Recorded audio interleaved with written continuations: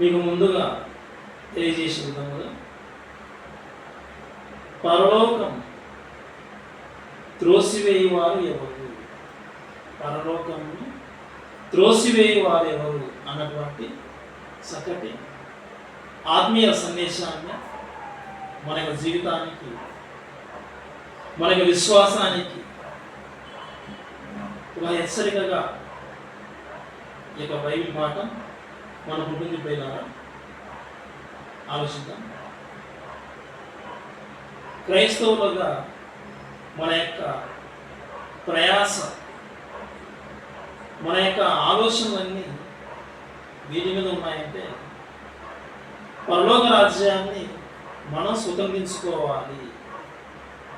ఈ జీవితం ముగిసిన తర్వాత దేవుని దగ్గరికి చేరుకోవాలి, నిత్య జీవానికి మనం చేరుకోవాలి అనేది మన ప్రయాస. మనం చేసేటువంటి కార్యక్రమాల యొక్క ఉద్దేశం కూడా అదే. లేదంటే ఇంత ప్రయాస అవసరం లేదు, వాక్యం నేర్చుకోవాల్సిన అవసరం లేదు, దేవుని యొక్క కార్యక్రమాలు చేయాలని ఆ తపన, ఆ ప్రయత్నం అవసరం లేదు. ఇవన్నీ ఎందుకు చేస్తూ ఉన్నామంటే దేవుని యొక్క రాజ్యము, దేవుడు ఉన్నటువంటి లోకము, పరలోకాన్ని మనం చేరుకోవాలి. దేవుని చెంత యుగ యుగములు తరతరములు ఆయన దగ్గర మనం ఉండాలి. ఆ పరలోక రాజ్యము, ఆ స్వర్గము సుఖవంతమైనది, అది మనకు మేలుకరమైనదని మనం ఎరిగాం. దేవుడు బైబిల్ ద్వారా బోధించడం ద్వారా మనం తెలుసుకున్నాం. మరి ఈ పరలోకం చేరుకోవాలంటే అంత సులువుగా దక్కుతుందా? ఈ పరలోకం చేరుకోవాలంటే చాలా కష్టం, చాలా కష్టం. ప్రియమైన దేవునికి ఎంత కష్టం అంటే ప్రభువైన యేసుక్రీస్తు వారు ఈ లోకానికి వచ్చి, అంటే పరలోకం నుండి ఈ లోకానికి వచ్చి తిరుగు ప్రయాణంలో పరలోకం చేరుకోవడం, ఆ విధానంలో ప్రభువైన యేసుక్రీస్తు వారి యొక్క రక్తాన్ని అపవాది కళ చూసింది. పాపం చేయకుండా ఆయన తన్ను తాను పవిత్రుడుగా కాపాడుకునే దశలో అపవాది పాపం చేయించాలనేటువంటి ప్రేరేపణలతో, ఆ ఉద్దేశంతో ఎన్నో ప్రయత్నాలు చేసింది. ఏ దశలో అయినా సరే, మాట విషయంలో అయినా తక్కువ, ఏ విషయంలోనైనా దోషి కాడా, విశ్వ ప్రయత్నాలు చేసింది. చివరికి రక్తాన్ని కల చూసింది. కానీ ఆయన ఏమాత్రం దేవుని యొక్క వాక్యానికి, దేవుని విరుద్ధంగా ఏ మాట ప్రయోగించలేదు. ఆయన నోట ఏ కపటం లేదు. అంటే అంత కష్టం అనేది మీకు తెలియజేయడం కోసం ఈ పదాలు ప్రయోగిస్తాము. అంటే పాపంతో పోరాడడం అపవాది ప్రయత్నం కొనసాగిస్తుంది, పాపం చేయమని ప్రేరేపిస్తుంది. ఆ సందర్భంలో మనము అపవాది మాయలకు లోనైపోయి పాపం చేసిస్తాం. పాపం చేయకుండా ఉన్నప్పుడు అది ఇంకా ప్రయత్నాలు చేసి ఎలాగైనా సరే నిన్ను పాపంలో పడవేయాలి అనేటువంటి ఆలోచన చేస్తుంది. అవసరమైతే రక్తాన్ని కూడా కలవస్తుంది నువ్వు తప్పు చేయడానికి. ప్రియమైన దేవుని కూడా నిత్య జీవానికి చేరుకోవాలంటే చాలా కష్టం, చాలా కష్టం. ప్రభువైన యేసుక్రీస్తు వారు ఈ లోకానికి వచ్చిన తర్వాత ఆయన చేసిన బోధలో ఒక మాట చూద్దాం ప్రియులారా. మత్తయి సువార్త 7వ అధ్యాయం 13వ వచనం. మత్తయి సువార్త 7వ అధ్యాయం 13వ వచనం చదువుదాం.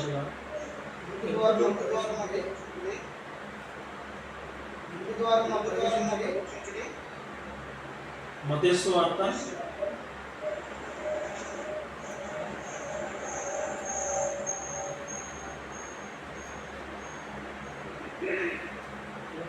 సువార్త 7వ అధ్యాయం 13వ వచనం. మత్తయి సువార్త 7వ అధ్యాయం 13వ వచనం. ఇరుకు ద్వారమున ప్రవేశించుడి, ఇరుకు ద్వారమున ప్రవేశించుడి. నాశనమునకు పోవు ద్వారము. ఇక్కడ ప్రభువైన యేసుక్రీస్తు వారు చెప్పేటువంటి మాటలలో ఆయన చెప్తా ఉన్నాడు, మనమందరం పరలోకంలో నుండి ఈ లోకానికి వచ్చాం.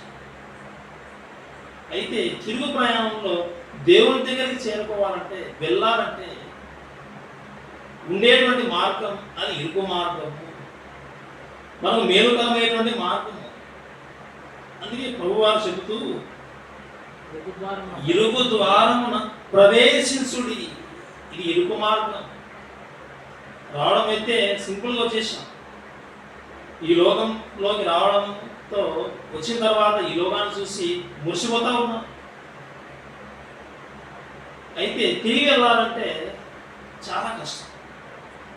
ఇది ఇరుకు మార్గం అని మనకు తెలియజేస్తా ఉన్నాను.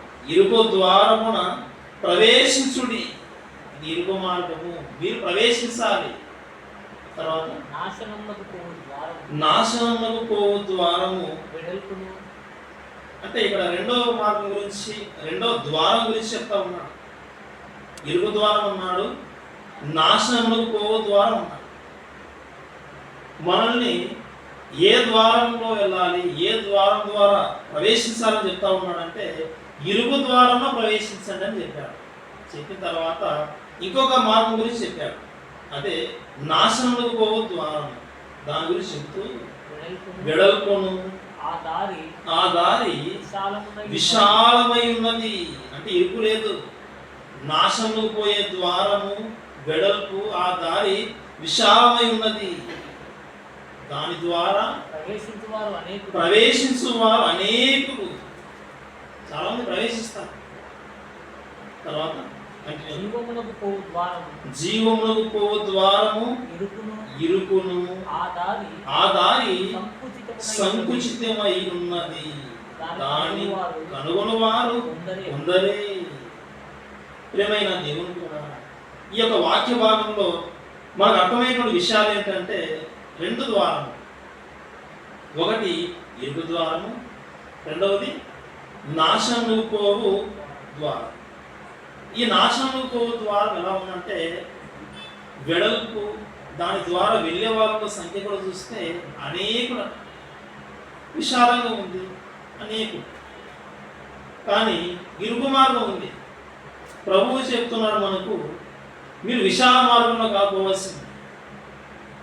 ఈ విశాలమైనటువంటి నాశనం పోయే ద్వారం ద్వారా కాదు మీరు ప్రవేశించవలసింది, మీరు ఇరుకు ద్వారానే ప్రవేశించాలి. అయితే ఆ ద్వారము అది ఇరుకు. ఈ ఇరుకు ద్వారంలోనే ప్రవేశించాలి. ఈ ఇరుకు ద్వారంలో ప్రవేశించడం కష్టమే, కాబట్టి ఇరుకు అక్కడ. కానీ ఈ ఇరుకు ద్వారమును కనుగొనే వాళ్ళు ఎంతమంది? ఇరుకు ద్వారమున ప్రవేశించమని చెప్పారు ప్రభు. ఈ ఇరుకు ద్వారమున ప్రవేశించే వాళ్ళు ఎంతమంది? ఈ ఇరుకు ద్వారమున ప్రవేశించే వారు సంగతి పక్కన పెడితే, ప్రవేశించే వాళ్ళ గురించి పక్కన పెడితే, ఆ ఇరుకు ద్వారము, ఆ జీవము పోయేది, ఆ మార్గము కనుగొనే వాళ్ళే కొంతమంది. ప్రవేశించే వాళ్ళ గురించి తర్వాత సంగతి. అసలు ఆ ఇరుకు ద్వారము ఆ ద్వారం మీద ఉంది, దాని ద్వారా వెళ్ళాలనేటువంటి ఆలోచన చేయకముందే ముందు ఆ ద్వారం కనుగొనే వాళ్ళు కొంతమంది. ప్రియమైన దేవుని పిల్లలారా, రెండు ద్వారము, ఇరుకు ద్వారము, జీవమునకు పోవు ద్వారం ఏదైతే, ఇంకొకటి విశాలమైన మార్గము నాశనం పోయి. ఇరుకు మార్గంలో ప్రవేశించే వాళ్ళు కొద్దిమందే, తక్కువే. అసలు కనుగొనే వాళ్ళే కొంతమంది. నాశనం పోవు ద్వారము, దాని ద్వారా వెళ్ళేవారు అనేకులు అని చెప్పాడు. ఇంకొక మాట చదువుకుందాం. లూకాసు వార్త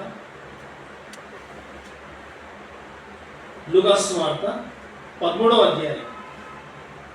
లూకాసు వార్త 13వ అధ్యాయం 24వ వచనం చదువుకుంటున్నాను. ఆయన వారిని చూసి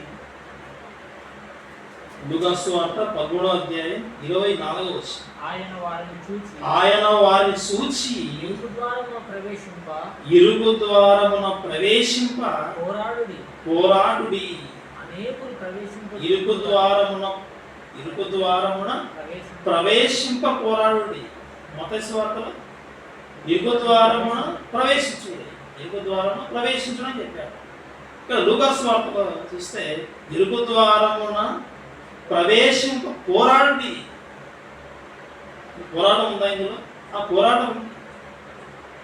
ఇరుగు ద్వారమున ప్రవేశించాలి, ఈ ద్వారమున ప్రవేశించాలంటే పోరాటం ఉంది అని చెప్పి తర్వాత ఏమంటున్నాడంటే అనేకులు ప్రవేశింపజూతులు గాని వారి వలన కాదని మీతో చెప్పుచున్నాను. అనేకులు ప్రవేశింపజూతులు, అనేకులు ప్రవేశింపజూస్తారా? మత్తయి సువార్తలో ఉన్న మాట, లూకాసు సువార్తలో ఉన్నటువంటి ఈ మాట రెండో ఒక చోటు తీసుకొని వస్తే మనకు అర్థమైనటువంటి విషయాలు. రెండు మార్గములు, ఒకటి ఇరుగు మార్గము, రెండవది విశాల మార్గము, అది నాశనానికి వెళ్ళేది. ఈ రెండు మార్గాలలో విశాల మార్గంలో వెళ్ళే వాళ్ళు చాలా మంది, అనేకులు అన్నాడు. ఇరుగు మార్గమున ప్రవేశింప పోరాడి అందులో వెళ్ళే వాళ్ళు తక్కువే. అసలు ఆ మార్గమును, ఆ ద్వారమును కనుగొనే వాళ్ళే కొంతమంది అయితే అందులో ప్రవేశించే వాళ్ళు ఎంతమంది? అయితే ఇక్కడ అనే మాట మనం లూకాసు సువార్త 13వ అధ్యాయం 24వ వచనంలో మనం రెండవ మాట మనకు అర్థం కావాలి. ఈ ఇరుకు ద్వారంలో ప్రవేశింప పోరాడుడని చెప్పిన ప్రభువే కింద ఏమన్నాడంటే, అంటే ఈ ఇరుకు మార్గంలోని, ఈ ఇరుకు ద్వారాన్ని ఇందులో రావాలని, ఇందులో ప్రవేశించాలని అనేక మంది చూస్తారా? చూస్తారు. అనేకులు ప్రవేశింపచూతురు గాని వారి వలన కాదని మీతో చెప్పుచున్నాను. ఇది ఏ ద్వారం గురించి చెప్తా ఉన్నాడు? ఇరుగు ద్వారం గురించి చెప్తా ఉన్నాడు. మీకు అర్థం కావాల్సిన విషయం ఏంటంటే, ఇరుగు ద్వారాన ప్రవేశించే వాళ్ళ సంఖ్య కాదు, అసలు కనుగొనే వాళ్ళే కొంతమంది అయితే, ఈ కొంతమంది మనం అనేకులు అనుకుంటే ఆ అనేకులే చూడాలి, వెళ్ళాలి, ఇందులో ప్రవేశించాలి, దేవరాజ్యంలోకి వెళ్ళిపోవాలని, చేరుకోవాలనే వాళ్ళే కొద్దిమందే. ఆయా ప్రాంతాల్లో ఉన్న కొద్ది మందిగా వీళ్ళే అనేకులు అనుకుంటే, ఈ అనేకులే ప్రవేశించాలని చూస్తారు. వెళ్ళాలి, దేవరాజ్యం చేరుకోవాలి, శాశ్వతమైన లోకం ఉంది, అక్కడ చేరుకోవాలి అనేటువంటి ఈ అనేకులు ప్రవేశింపజూతులు కానీ వారి వలన కాదని మీతో చెప్పుచున్నాను. వారి వలన కాదా? పరలోక రాజ్యం ఉంది, స్వర్గం ఉంది, ఈ లోకం మూసిపోయిన తర్వాత మరో లోకం ఉంది, మరో జీవితం ఉంది అని ఎరిగిన వాళ్ళే, తెలుసుకున్న వాళ్ళే కొంతమంది. అందులో ప్రవేశించాలంటే చాలా కష్టం. ఆ ద్వారం కనుగొనే వాళ్ళు కొంతమంది, వీళ్ళే అనేక మంది అనుకుంటే వీరి విషయమై ప్రభువు చెబుతూ ప్రవేశింప చూస్తారట. అయితే వారి వలన కాదని మీతో చెప్పుచున్నాను. వారి వలన కాదట. ఈ మాట మనం కూడా ప్రభు చెబుతున్న మాట ఒకసారి అర్థం చేసుకుంటే, ప్రభువే ఈ మాట మనతో డైరెక్ట్గా చెబుతూ ఉంటే ఎలా ఉంటుందో ఒకసారి ఊహించండి. నీ వలన కాదంటే ఎలా ఉంటుంది? ఈ పని నీకు చేత కాదంటే ఆ అవతల వ్యక్తి ఏమైపోతాడు? నా వల్ల కాదా? ప్రియమైన దేవుని పిల్లలారా, పరలోకాన్ని త్రోసివేయవారు, ఈ పరలోకాలను కనుగొనేవారు కొంతమంది. ఇది ఇరుకు మార్గము, కొద్దిమంది కనుగొంటారు. ఈ కొద్దిమంది అనేక మంది అనుకుంటే, ఈ అనేక మంది గురించి చెబుతూ అనేకులు రావాలని చూస్తారు, దేవుని దగ్గర వెళ్ళిపోవాలని ఆలోచిస్తారు. అయితే వారు కాదని మీతో చెప్పుచున్నాను. మన వల్ల కాదా? దేవుని ఇవ్వాలని ప్రేమ లేదా మన మీద? ప్రేమైన దేవుని పిల్లలారా, బస్సులో సీట్లో కూర్చోవడానికి ప్లేస్ ఇవ్వడమే కష్టంగా ఉంది. మనుషులు సర్దుకోరు. ఇవ్వాలని మనసు రాదు. ఖాళీగా ఉన్నా కానీ ఒక్కొక్కరికి ఒక్కొక్క సీట్లో కూర్చుంటారు. మనుషుల్లో ఉన్నటువంటి ఆలోచన ఇది. మరి దేవుడు ఆయన అలా తన రాజ్యంలో మనం చోటు ఇవ్వకుండా ఉండాలని ఆలోచన చేస్తూ ఉన్నాడా? పరలోకానికి మనం చేరలేమా? పరలోకం వెళ్ళడము మన చేత కాదు. అనేకులు ప్రవేశంగా చూస్తారు, వారి వల్ల కాదని చెప్తా ఉన్నాడు ఇక్కడ. మన వల్ల కాదా? మన వల్ల అవుతుందా? మన చేత కాదా? దేవునికి ఇవ్వాలి లేదా? ప్రియమైన దేవుని పిల్లలారా, మనం సాధించాలి. అదే మేలుకరమైనది. దేవుని దగ్గర నుండి వచ్చిన మనం తిరిగి దేవుని దగ్గర చేరుకోవాలి. చేరుకోవాల్సిందే, లేదంటే చాలా కష్టం, చాలా నష్టం. ఈ చేరుకోవాల్సినటువంటి ఈ విధానంలో మనం ఆలోచిస్తూ ఉంటే అది కష్టము, అది ఇరుకు. అందులో దాని ద్వారా ప్రవేశించే వాళ్ళు కొద్దిమంది. వారి వల్ల అవుతుందో కాదో అనే విధంగా ప్రభువు చెప్తున్న ఈ మాట చూస్తే మనకు కొద్దిగా భయం అనిపిస్తూ ఉంటుంది. ప్రభువా, మా వల్ల కాదా? ఎందుకంటే అక్కడ పోరాటం ఉంది. ఇరుకు ద్వారము ప్రవేశింప పోరాడుడి, మీరు పోరాడాలి. ఎందుకంటే శత్రువు ఉంది, మన శత్రువు అపవాది. దేవుడు పరలోకాన్ని తన పిల్లలైనటువంటి మనకి ఇవ్వాలని దేవుడు ఆశపడ్డాడు. ఆ పరలోకాన్ని ప్రభువు మనకి ఇవ్వాలని ముందుగానే ఆలోచన చేశాను. ఆయన మన తండ్రి, ఆయన స్వాస్థ్యం మనకే దక్కాలి. ఆయన అపవాదికి అప్పగించలేదు, అప్పగించాలని ఆలోచన చేయలేదు. ఒక మాట చదువుకున్న పిల్ల హెబ్రీయులకు రాసిన పత్రిక 2వ అధ్యాయం 5వ వచనం. అపోస్తలుడైన పౌలు హెబ్రీయులకు రాసిన పత్రిక 2వ అధ్యాయం 5వ వచనం. మనము మాట్లాడుచున్న ఆ రాబోవు లోకమును ఆయన దూతలకు లోబడసలేదు. మనము మాట్లాడుచున్నా, మనం మాట్లాడుకుంటా ఉన్నాం కదా తమ గురించి. అక్కడ చేరుకోవాలి. మా ప్రయాసంతా ఆ రాజ్యం గురించి, ఆ లోకం గురించి. మనం మాట్లాడుతున్న ఆ రాబోవు లోకమును ఆయన దూతలకు లోబడసలేదు. దూతలకు కాదు, అపవాదికి కూడా కాదు, ఆయన పిల్లలైనటువంటి మనకే. ప్రియమైన దేవుని పిల్లలారా, అది మనకి ఇవ్వాలని ఆలోచన చేస్తూ ఉన్నాం. అయితే అక్కడికి వెళ్ళే వాళ్ళు, చేరుకునే వాళ్ళు ఎంతమంది? ఆ వెళ్ళే ఆ ఆలోచనతో ఉన్నప్పుడు, వెళ్ళాలని అనుకున్నప్పుడు, సిద్ధపడినప్పుడు, ఇదిగో మన విరోధి అయినటువంటి శత్రువు ఉన్నాడు. అది మన మీదికి ఎలా వస్తున్నాడంటే చూడండి ఒకసారి.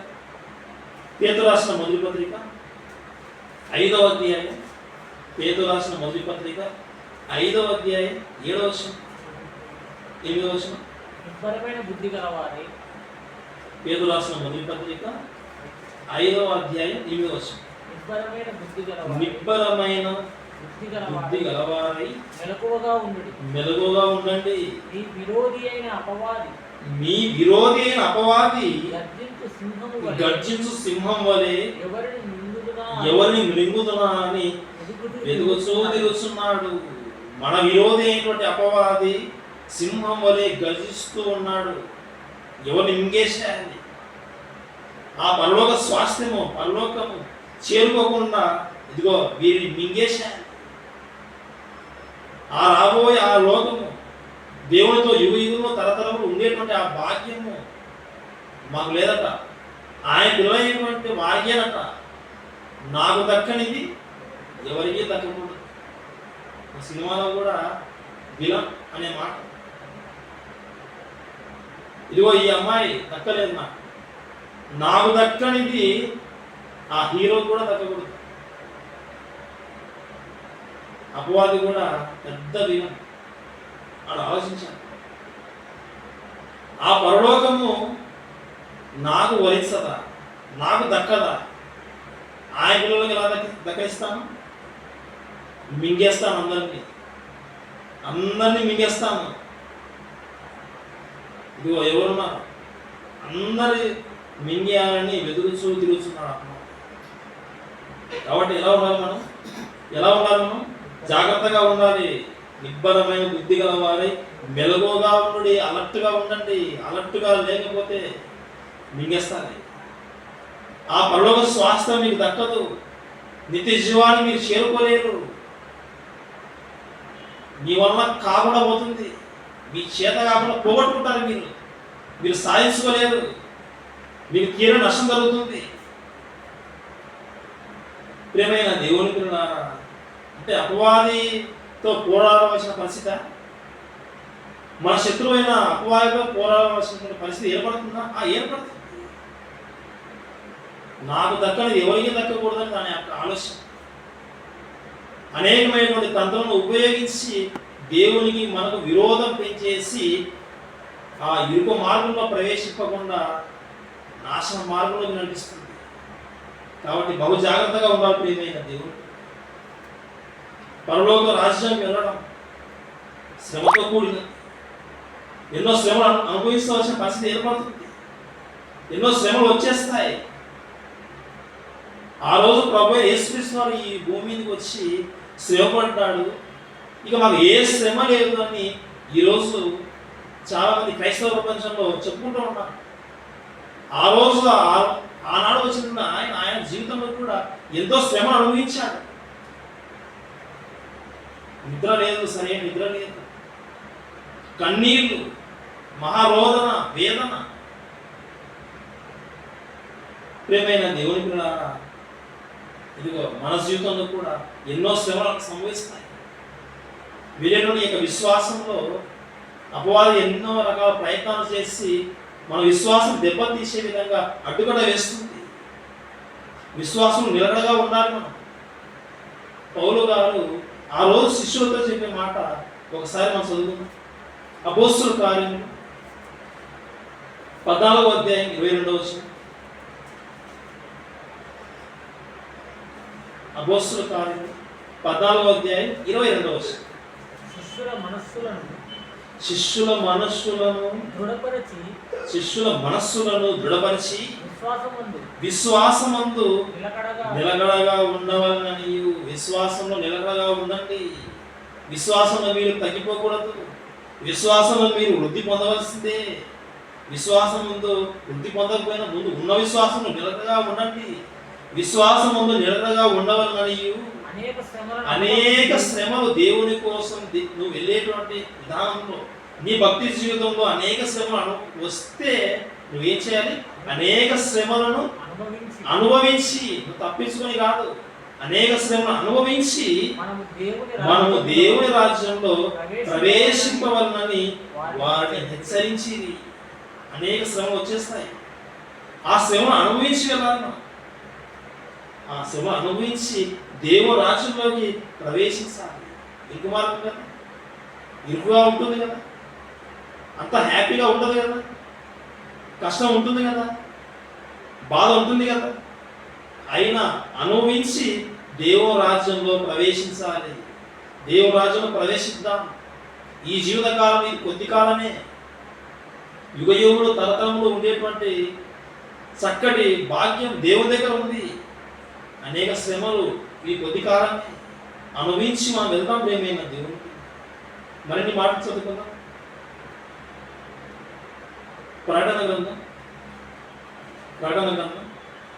14వ అధ్యాయం 11వ వచనం. ప్రకటన గ్రంథం 14వ అధ్యాయం 11వ వచనం. అంతటా ఇప్పటి నుండి ప్రభువునందు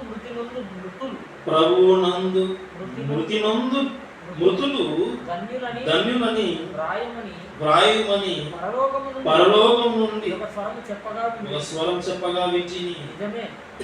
నిజమే, వారు తమ ప్రయాసములు మాని విశ్రాంతి పొందుదురు. మనం ఎలా ఉండాలంటే, ఈ భూమి మీద ఈ భక్తి జీవితంలో మనం ఎంటర్ అయ్యాం. లోకంలో ఉన్నటువంటి వారందరూ విశాల మార్గంలో వెళ్ళిపోతా ఉన్నారు.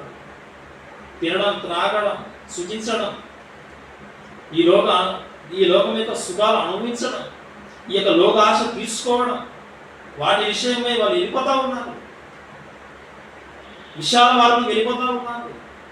అది మనకొద్దు. మన ఇరుకు మార్గంలో మనం ప్రవేశించాలి. దేవుని తెలుసుకున్నాం, ప్రభువుని ఎరిగాం, సంఘంలో కూర్చున్నాం, బాప్తిసం పొందాం, ప్రభువునందు ఉన్నాం. ఇదే రీతిగా చివరి వరకు మనం ప్రభువునందు ఉండి మనం మరణించాలి. దాని విషయమై ఆయన చెప్తూ ప్రభు ఏం చెప్తున్నాడంటే, మనం ఒకవేళ ప్రభువునందు మృతి చెందితే, ప్రభువునందు ఉండి మృతి పొందితే అని చెప్తా ఉన్నాడు. చూడండి, ప్రకటన గ్రంథం 14వ అధ్యాయం 11వ వచనం మనం చదివిన మాటే.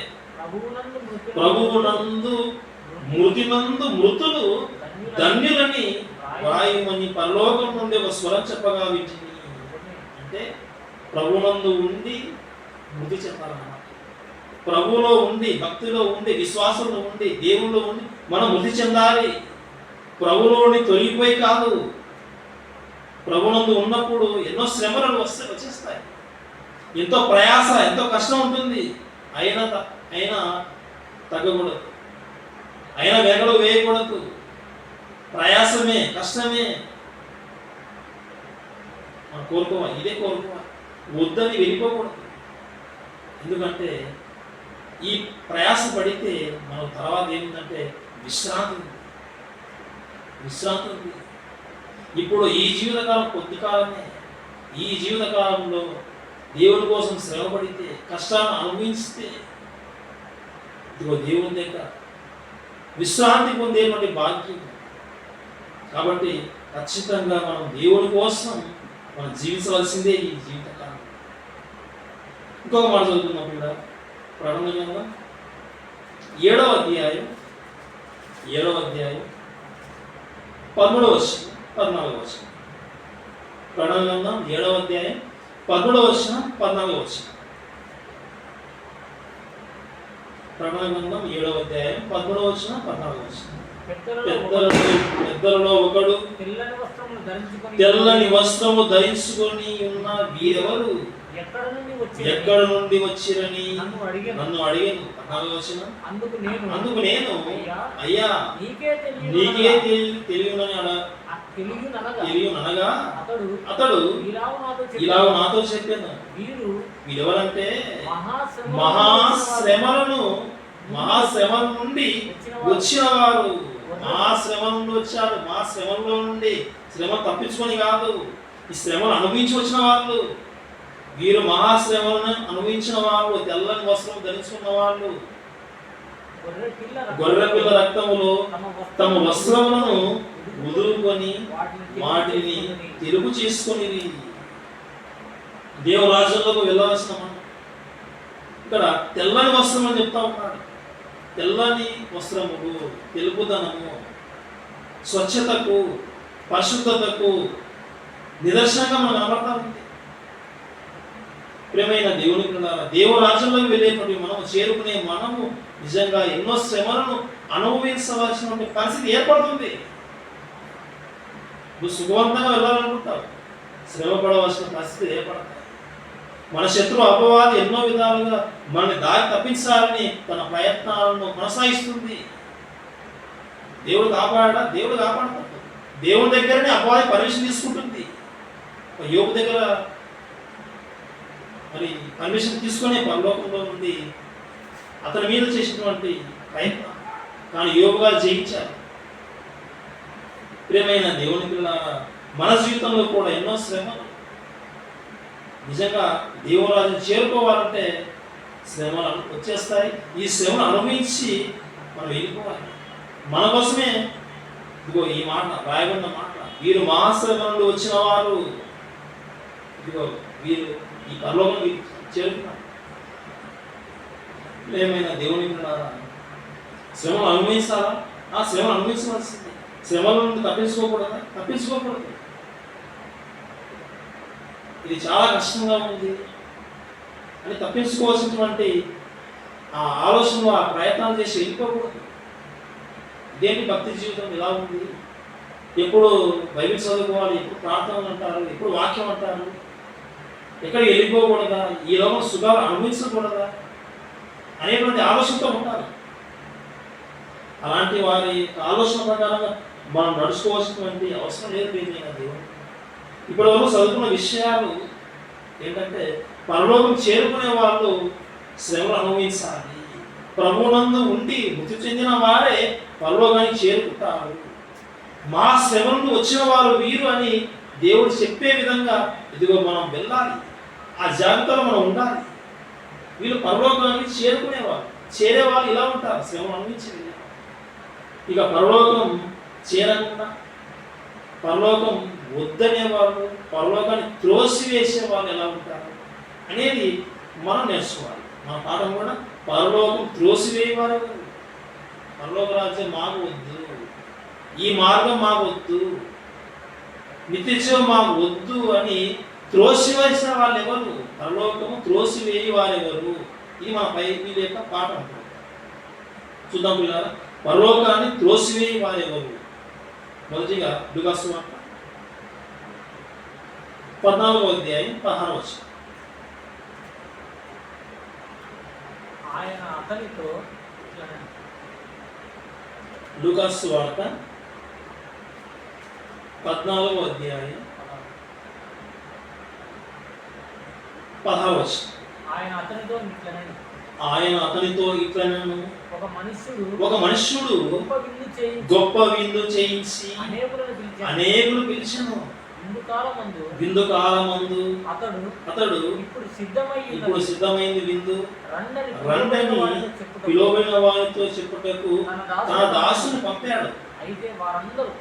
అయితే పంపినప్పుడు ఏం జరిగిందంటే 18వ వచనం, అయితే వారందరూ ఏక మనస్సుతో నెపములు చెప్పసాగిరి. నెపములు సాకులు చెప్తా ఉన్నారు. విందు సిద్ధమైంది, వచ్చేయండి విందు అన్నప్పుడు వారు చెప్పేటువంటి నెపములు ఎలా ఉన్నాయో చూడండి. 18వ వచనం, మొదటివాడు అంటున్నాడట, నేను ఒక పొలము కొని ఉన్నాను, అవశ్యముగా వెళ్ళి దాన్ని చూడవలనని నన్ను క్షమింపవలనని నిన్ను వేడుకొనుచున్నాను. చెప్పిన నెపం పొలం కొన్నాను, ఆ పొలం కొన్నాను కాబట్టి వెళ్ళాలి, అర్జెంటుగా వెళ్ళిపోవాలి, వెళ్ళాలి, చూడాలి అంటే ఈ నెపం చెప్తా ఉన్నాడు. ఇది తప్ప నిజమా, ఇది కరెక్టా? అతని మాటలోనే తెలుస్తుంది. చూడండి ఏమంటున్నాడు చూడండి, నన్ను క్షమింపవలనని నిన్ను వేడుకొనుచున్నాను. ఎందుకు అడుగుతా ఉన్నాడు క్షమింపమని? తప్పు చేశాడా? అతని మాటలో అర్థమైపోతా ఉంది. రమ్మంటే రా అని చెప్తా ఉన్నాడు, కారణం చెప్తా ఉన్నాడు, నన్ను క్షమింపమని అడుగుతూ మరి వేడుకుంటున్నాడు. అంటే తప్పే, వద్దు, పరలోక రాజ్యం వద్దు అనే విధంగా అతడు చెప్పేస్తా ఉన్నాడు ఇండైరెక్ట్గా. నాకు క్షమింపమని అడుగుతా ఉన్నాడంటే చేసేది తప్పు, నేరంగా అతనికి అర్థమైపోయింది. పరలోకాన్ని త్రోసేస్తున్నాడా పొలం కోసం? తర్వాత 19వ వచనం, మరియొకడు నేను 5 జతల ఎడ్లను కొని ఉన్నాను, వాటిని పరీక్షింపవెలుచున్నాను. తెలుగు ఈ సాగు చెప్పే వ్యక్తి కూడా అంటా ఉన్నాడు, నన్ను క్షమింపవలనని వేడుకొనుచున్నాను. నన్ను క్షమించండి, కారణం చెప్పాడు, క్షమింపమని అడుగుతా ఉన్నాడు. రమ్మని చెప్తే రాలేకుండా ఉన్నాడు. విందు సిద్ధమైంది, రమ్మంటే కారణం. తర్వాత 20వ వచనం, మరియొకడు నేను స్త్రీ వివాహం చేసుకున్నాను, అందుచేత నేను రాలేను, పెళ్ళి నేను రాలేను, బిజీ, భార్య అడుగుతుంది, వెళ్ళాలి, రాలేను. ప్రియమైన దేవుని పిల్లల, పరలోక రాజ్యం చేరుకోవాలి, రావాలి, విందు సిద్ధమైందని చెప్తా ఉన్నాను. అయితే గొప్ప విందు, నిజమైన ఆహారం దేవుని వాక్యం. నిజంగా దేవుని వాక్యమే ప్రేమైన దేవుడు. ఈ ఆహారం సిద్ధపరచబడతా ఉన్నప్పుడు ఇదిగో పలానా సమయంలో దేవుని యొక్క వాక్యం ప్రకటింపబడతా ఉంది, దేవుని యొక్క విందు మీ కళ్ళ ముందుకు వచ్చేసింది. భూమి కార్యక్రమం ద్వారా దేవుని యొక్క మాటలు ప్రకటింపబడతా ఉన్నాయి. ఈ విందు స్వీకరించండి, ఈ దేవుని మాటలు మీరు వినండి, తెలుసుకోండి, నేర్చుకోండి, ఇలా చెప్పబడతా ఉన్నప్పుడు ఎంతమంది వస్తూ ఉన్నారు, ఎంతమంది గూగుల్ మీట్ ద్వారా జాయిన్ అవుతూ ఉన్నారు అనేది మనం ఆలోచించవలసినటువంటి విషయం. కారణం చెప్పేవాళ్ళు లేరు. ఇదిగో పని ఉంది, ఇదిగో డేటా అయిపోయింది, ఏదో ఒక కారణం. మరి మిగతా విషయాలు, మిగతా వాటిని చూడడానికి డేటా అయిపోదా? ఈరోజు కార్యక్రమం ఉంది, గూగుల్ మీట్ ద్వారా దేవుని యొక్క వాక్యం ప్రకటింపబడతా ఉంది. ఈరోజు డేటా బ్యాలెన్స్ చేసుకోకుండా, అయిపోకుండా జాగ్రత్త కాపాడుకోవాలి. వేరే ఏ విషయాలు, ఏ యూట్యూబ్ కానీ, ఏ ఫేస్బుక్ కానీ ఏమి చూడకూడదు. సాయంత్రం సమయానికి రెడీగా ఉండాలనేటువంటి ఆలోచనతో ఎంతమంది ఉన్నారు. ఏదో కారణం, టెక్నికల్ ప్రాబ్లం వచ్చేసింది, నేను రాలేకపోయాను, వాక్యం నాకు తెలుసు, ఏదో ఒకటి కారణంతో ఒకవేళ దూరం అయిపోతే అంటే పరలోకాలనే ప్రోసేసే వాళ్ళమా? నిజంగా వాక్యం వినేటువంటి ఆ పరిస్థితి చేసుకోకపోతే, వాక్యం వినడానికి రాకపోతే, ఈ విందుకు మనం రాకపోతే పరలోకాన్ని త్రోసేసే వారమా? త్రోసేసే వారమే, ఆ జాగ్రత్తగా వెళ్ళిపోతాం. అలా మనం ఉండకూడదు. దేవుని యొక్క మాటలు ప్రకటింపబడతా ఉన్నప్పుడు అది ఎక్కడైనా సరే ఆ యొక్క దేవుని యొక్క మాటలతో కూడినటువంటి ఆ విందులో అవకాశం ఉన్నప్పుడు అందులో మనం ఖచ్చితంగా పాల్గొనాలి. ఆ దేవుని యొక్క విందు వాక్యం అనేది మన యొక్క ఆత్మకు ఎంతో మేలుకరం కాబట్టి ఆ యొక్క విందును స్వీకరించాలి. ప్రియమైన దేవుని మన పరలోక రాజ్యాన్ని మనం త్రోసివేయకూడదు. వాక్యం వద్దు అని నిబంధన చెబితే మనం త్రోసివేసే వాళ్ళమే అయిపోతాం. అలా ఉండకూడదు. ఇంకొక మాట చూసుకుందాం. అపోస్తుల కార్యములు 13వ అధ్యాయం. పౌలు గారు స్వార్థ కోసం వెళ్ళినప్పుడు ప్రయాణంలో అలా ఒక ప్రాంతానికి వెళ్ళిపోయిన తర్వాత స్వార్థ వాక్యం చెప్పారు. బాగా చెప్పారని మరొక దినం కూడా వాక్యం చెప్పమని అడిగారు. అపోస్తుల కార్యములు 13వ అధ్యాయం 46వ వచనం. మరొక దినం కూడా, మరొక విశ్రాంతి దినం కూడా వాక్యం చెప్పుకున్నప్పుడు చాలా మంది వచ్చేసారు. ఆ సందర్భంలో ఏం జరిగింది అనేది మనం 44వ వచనంలో చదువుకుందాం ఒకసారి. అపోస్తుల కార్యములు 13వ అధ్యాయం 44 నుండి చదువుకున్నప్పుడు, మరుసటి విశ్రాంతి దినమున దాదాపుగా ఆ పట్టణమంతయు దేవుని వాక్యం వినుటకు కూడి వచ్చాను. ఆ సమయంలో ఏం జరిగిందంటే 45వ వచనం, యూదులు జనసమూహము చూసి మత్సరంతో నిండుకొని దూషిస్తూ పౌలు చెప్పిన వాటికి అడ్డం చెప్పింది. అప్పుడు పౌలును బర్నబాయును ధైర్యంగా ఇట్లనిది, దేవుని వాక్యము మొదట మీకు చెప్పడం ఆవశ్యకమే, అయినను మీరు దాన్ని త్రోసివేసి మిమ్మల్ని మీరే నిత్య జీవమునకు అపాత్రులుగా ఎంచుకుంటున్నారు. ఇక్కడ విషయం ఏంటంటే వాక్యం చెప్పబడతా ఉన్నప్పుడు, మరో విశ్రాంతి దినం కూడా వాక్యం చెప్పుకున్నప్పుడు ఈ దేవుని సేవకులుగా వీళ్ళు వచ్చి వాక్యం చెప్తా ఉన్నారు. అయితే యూదులైన వాళ్ళు వచ్చి మత్సరంతో నిండుకొని పౌలు చెప్పే వాక్యాన్ని అడ్డుకున్నారు. ఇక్కడ వాక్యాన్ని అడ్డుకునేవారు అనేది మీ మనసులో పెట్టుకోండి. ఈ వాక్యాన్ని అడ్డుకునే వాళ్ళు పరలోకాన్ని కోరుకునే వాళ్ళ, పరలోకం వద్దు అనుకునేవాళ్ళు, పరలోకం వద్దు మాకనేవాళ్ళు. వీరి యొక్క మనసు ఇదే. వేరే వాళ్ళు వాక్యం వినకుండానే అడ్డుకుంటున్నారంటే వీళ్ళకి పరలోకం చేరాలని మనసు ఉందా? లేదు. పరలోకాన్ని చేరుకోకుండా పరలోక రాజ్యము త్రోసివేసే వాళ్ళు వీళ్ళే. వాక్యాన్ని అడ్డు చెప్పే వాళ్ళు కూడా పరలోకాన్ని త్రోసివేయువారు. ఇది మనకు అర్థం కావాలి.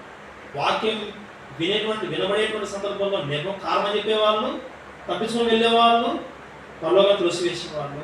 వాక్యం చెప్పబడతా ఉన్నప్పుడు అడ్డుకునే వాళ్ళు, పరలోకాన్ని త్రోసివేసేవాళ్ళు. ఇంకో సందర్భం చూద్దాం. అపోస్తుల కార్యములు 7వ అధ్యాయం 39వ వచనం.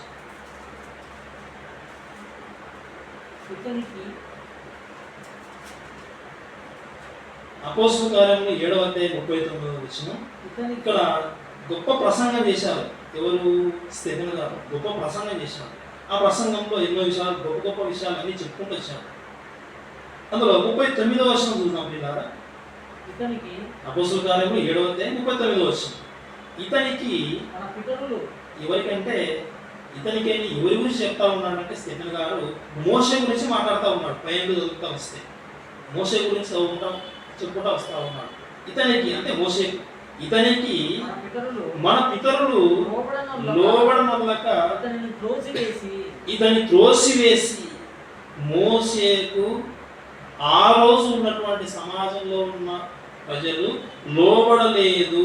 ఇతన్ని త్రోసివేసి మేము తిరిగి వెళ్తాం ఐగుప్తుకు, అక్కడ సమాధులు లేవా, ఆహారం లేదు, మాకు మాంసం లేదు, ప్రతిసారి ఏదో ఒక కారణంతో మేము తిరిగి వెళ్ళిపోతాం. వారి మాటలు ఎలా ఉన్నాయంటే లోబడే విధంగా లేవు. ఆ రోజు ఆ కాలంలో అతనికి అంటే మోషే గారికి లోబడలేదు, త్రోసేశారు. నువ్వేంటి మాకు చెప్పేది? ఒక సందర్భంలో దేవుడు నీతోనే మాట్లాడతాడా? మాతో మాట్లాడా? మేము కూడా దేవుని సేవకులమే అని వాళ్ళు ఎక్కడ అయిపోయారు కొంతమంది. ఆ రోజు దేవుడు దహించేశారు అద్భుతం కొంతమంది, త్రోసేశారు. మోషేను నాయకుడుగా ఉండేటువంటి నడిపించేటువంటి ఆయననే లోబడలేదట వాళ్ళు. అంటే దేవుడి సేవకులకు లోబడకపోతే, పెద్దలైన వాళ్ళకి లోబడకపోతే, లేదా మనమైనా సరే మన పైన ఉన్నటువంటి వారికి లోబడకపోతే మన పరిస్థితులు ఏంటి? పరలోకాన్ని త్రోసివేసేవాళ్ళం. దేవుడు సేవకులను తోసివేస్తే పరలోకం తోసివేసేటువంటి పరిస్థితి ప్రేమైన దేవుడు. వాక్యం వద్దనే వాళ్ళు పరలోకాన్ని త్రోసేసేవాళ్ళు, వాక్యం చెప్పబడేటప్పుడు అడ్డుకునే వాళ్ళు పరలోకాన్ని వద్దని త్రోసేసేవాళ్ళు. దేవుని సేవలకు లోబడకపోతే పరలోకం అనేటువంటి విధంగా పరోక్షంగా వారే తెలియకుండానే పరలోకాన్ని త్రోసివేసుకునే వాళ్ళు ప్రేమైన దేవునికి ఉన్నారా? ఇంకా పరలోకాన్ని వద్దనే వాళ్ళు, త్రోసివేసే వాళ్ళు ఇంకా ఎవరున్నారో చూద్దాం. ఇంకొక మాట, నెహెమ్యా గ్రంథం 9వ అధ్యాయం 26వ వచనం. నెహెమ్యా గ్రంథం 9వ అధ్యాయం 26వ వచనం చదువుకుందాం. నెహెమ్యా గ్రంథం 9వ అధ్యాయం 26వ వచనం. ఎజ్రా నెహెమ్యా తర్వాత నెహెమ్యా గ్రంథం 9వ అధ్యాయం 26వ వచనం. అయినను వారు అవిధేయులై నీ మీద తిరుగుబాటు చేసి నీ ధర్మశాస్త్రమును లక్ష్య పెట్టక త్రోసివేసి నీ తట్టు తిరగవాలని ప్రకటన చేసిన నీ తట్టు తిరగవాలని తమకు ప్రకటన చేసిన నీ ప్రవక్తలను చంపి నీకు బహుగా విసుగు పుట్టించి, ధర్మశాస్త్రం త్రోసివేసిన వాళ్ళు, దేవుని యొక్క మాట వద్దన్న వాళ్ళు, ఇదిగో దేవుని మాట వినకుండా పోయేటువంటి సందర్భంలో దేవుని సేవకులు వచ్చేసి, ప్రవక్తలు వచ్చేసి వాక్యం చెప్పడానికి సిద్ధపడుతూ ఉన్నప్పుడు ఏం చేశారంటే దేవుని సేవకులుగా ఉన్నటువంటి వీరు ప్రవక్తలను ఏం చేశారు? చంపేశారు.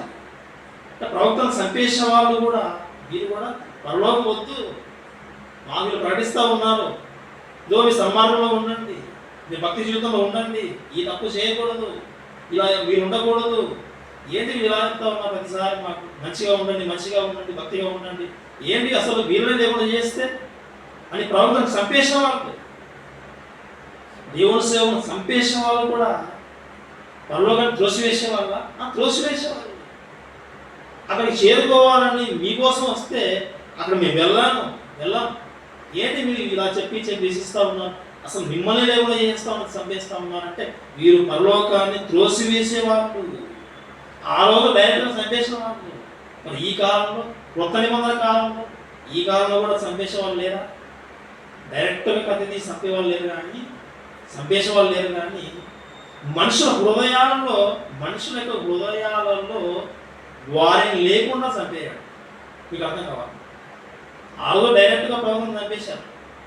ఈరోజు దేవుని యొక్క వాక్యం చెప్పేటువంటి ఆ దేవుని సేవకులుగా ఎవరైతే ఉన్నారో వారిని మనుషుల హృదయాల్లో లేకుండా చంపేయడం మీకు అనుభవపూర్వకంగా ఉంటుంది, అనుభవమే ఉంటుంది. ఉదాహరణకు మన దగ్గర ఉన్న చదువుకున్న పిల్లలు బాగా వాక్యం చెప్తా ఉంటారు. వాళ్ళ గురించి వేరే వాళ్ళ దగ్గర మరి చెడుగా చెప్పామంటే అర్థం ఏంటి? వారి హృదయంలో మంచిగా ఉన్నటువంటి ఆ వ్యక్తిని ఆ మాట చెప్పడం ద్వారా వాళ్ళ హృదయాల్లో లేకుండా చేయడం అంటే చంపేయడం.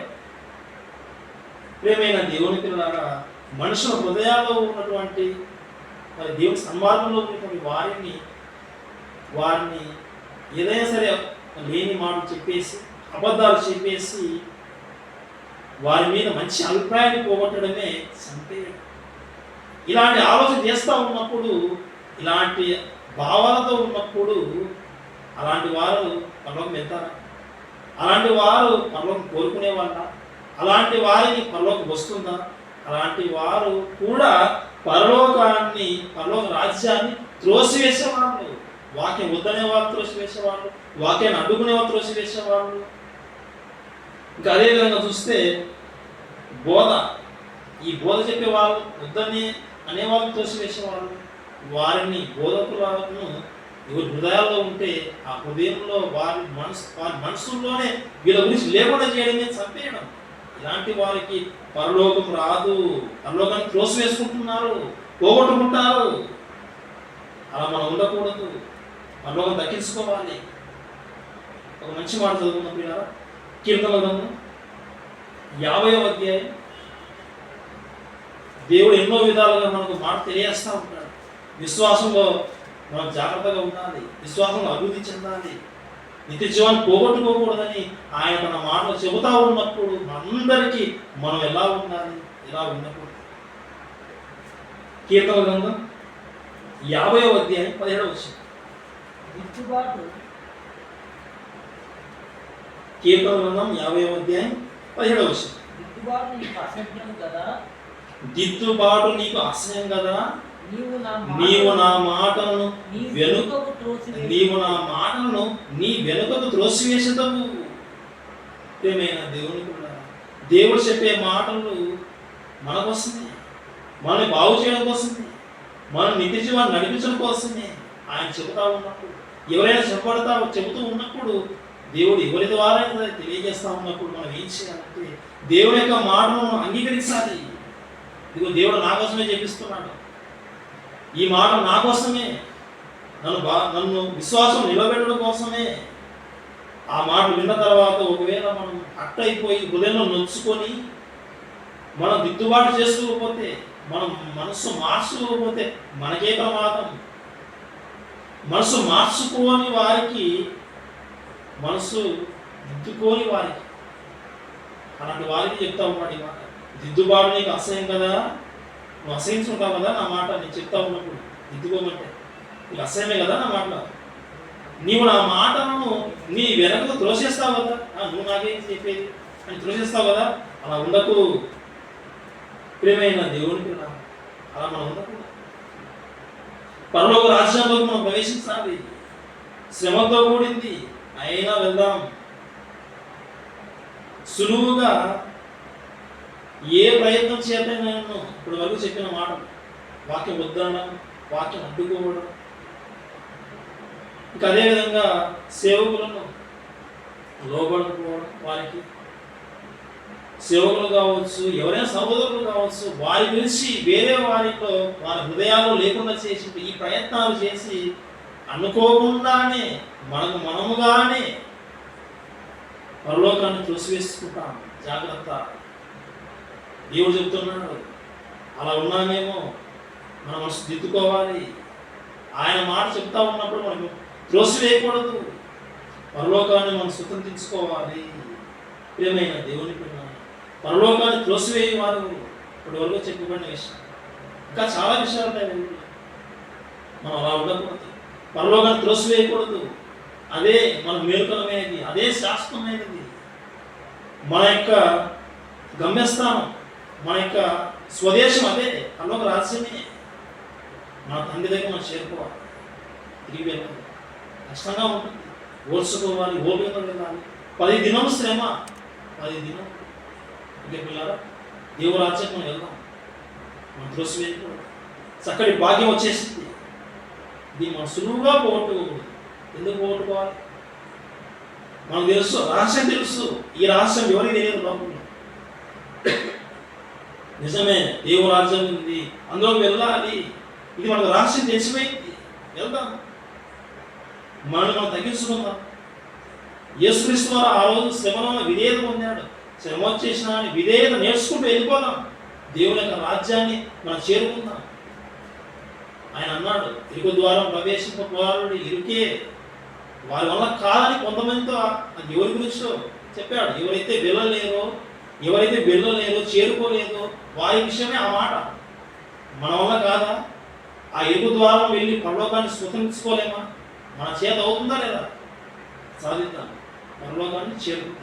ఓకే పిల్ల, ఇప్పటి వరకు విన్నటువంటి ఈ యొక్క విషయాలు మీ యొక్క ఆత్మీయ విశ్వాసానికి మరి ఎంతో ఉపయోగకరంగా ఉన్నాయని విశ్వసిస్తూ తెలియజేస్తూ, ఇదే రీతిగా ఎన్నో విషయాలు వింటూ దేవుడు చెప్పేటువంటి ఏ మాట అయినా సరే మీరు ఆయన దిద్దేటప్పుడు, మనసు మార్చుకోమని ఆయన చెప్పేటప్పుడు మనం ఏమాత్రం ఆయన మాట త్రోసివేయకుండా ఆయన మాట అంగీకరిస్తూ దేవునికి లోబడుతూ దేవుడు ఉన్నటువంటి పరలోకాన్ని వీరందరూ స్వతంత్రించుకోవాలని, చేర్పించుకోవాలని ఈ యొక్క మాట తెలియజేస్తూ చిన్న ప్రార్థన చేసుకున్నప్పుడు ముగించుకుందాం. అందరూ ప్రార్థనలో ఏకీకరించవలసిందిగా దేవతో తెలియజేస్తున్నాం. ప్రార్థన. మహోన్నతులు అయిన మా యొక్క తండ్రి, ఇదిగో ఆయన పరలోకాన్ని త్రోసివేయవారెవరు అని ఒక చక్కటి సందేశం ద్వారా బైబిల్లో మీరు వాయించినటువంటి మరి కొన్ని విషయాలు తండ్రి మీ పిల్లలకు జ్ఞాపకం చేశాం నాయన. ఇరుకు ద్వారం నాయన కనుగొనే వాళ్ళే కొంతమంది, అందులో కనుగొన్న వారు మేము తండ్రి. ఇక ప్రవేశించే వాళ్ళు అందులో చాలా తక్కువ మంది. వారి వల్ల కాదన్నావు నాయన తండ్రి, మా వల్ల అవుతుందనే విధంగా తండ్రి నిజంగా మేము సాధించాలి. ఈ మార్గంలో ఉన్నాం, ఇంకా ఇది పూర్తి కాలేదు, ఈ ప్రయాణం ఉంది నాయన. సులువుగా ఏ కారణం చేతనైనా నువ్వు పరలోకాన్ని నేను త్రోసివేయకుండా దాన్ని దక్కించుకునే విధంగా నేను ఎల్లప్పుడూ వాక్యాన్ని నేర్చుకుంటూ నువ్వు చెప్పే ప్రతి మాట తండ్రి మేము వింటూ లోబడుతూ నిత్య జీవాన్ని స్వతంత్రించుకునే విధంగా మాకు సహాయం దయచేయమని, మీ పిల్లలందరినీ ఆయన సురక్షితంగా కాపాడమని, అనారోగ్యంతో ఉన్నటువంటి వారందరినీ ఆయన స్వస్థపరచమని ఈ ప్రార్థన నీ ప్రియకుమారుడైనటువంటి యేసుక్రీస్తు ద్వారా అడిగి వేడుకొనుచున్నాం తండ్రి. ఆమేన్.